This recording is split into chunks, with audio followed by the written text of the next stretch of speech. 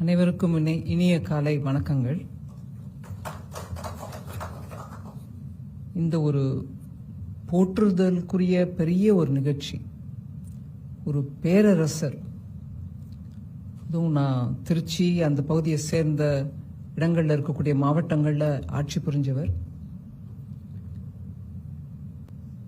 அப்பேற்பட்ட ஒரு பேரரசருக்கு தோல்வி என்ற வார்த்தை இலக்கணத்திலே இல்லை என்ற அந்த ஒரு விதத்தில் ஆட்சியை ஆண்டவர் முத்தரையர்,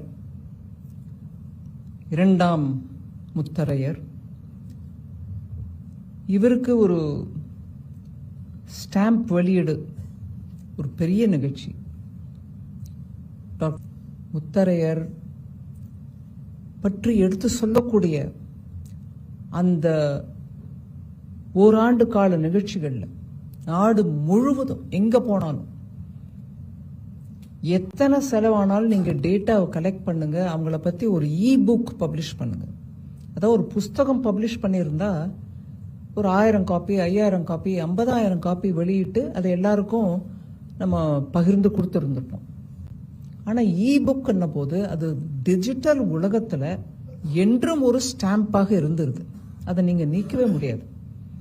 நான் வேணா என்னோட போன்லேருந்து அதை நீக்கிடலாம், இல்லை நீங்க வேணா அவங்க போன்லேருந்து எடுத்துடலாம், அவங்க கம்ப்யூட்டர்லேருந்து எடுத்துடலாம். ஆனா அந்த டிஜிட்டல் உலகம் அப்படிங்கிற அந்த உலகத்துல என்றைக்கும் எப்போதும் இருக்கக்கூடிய அந்த அளவுல அது பதிஞ்சிடுது.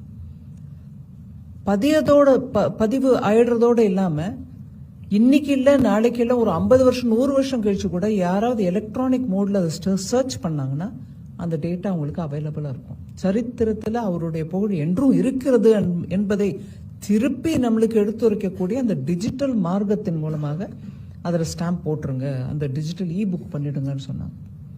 அதுக்கு பெரிய குழுமமாக நிறைய பேர் இருந்தாங்க. அதில் நம்ம டாக்டர் ப்ரொஃபஸர் ஸ்ரீனிவாசன் அவர்கள் அப்போலேருந்தே இந்த விஷயத்துல ரொம்ப தீவிரமா முயற்சி எடுத்துட்டு இருந்தாரு. நீங்க எல்லாரும் அவங்களுக்கு உதவி பண்ணியிருக்கீங்க.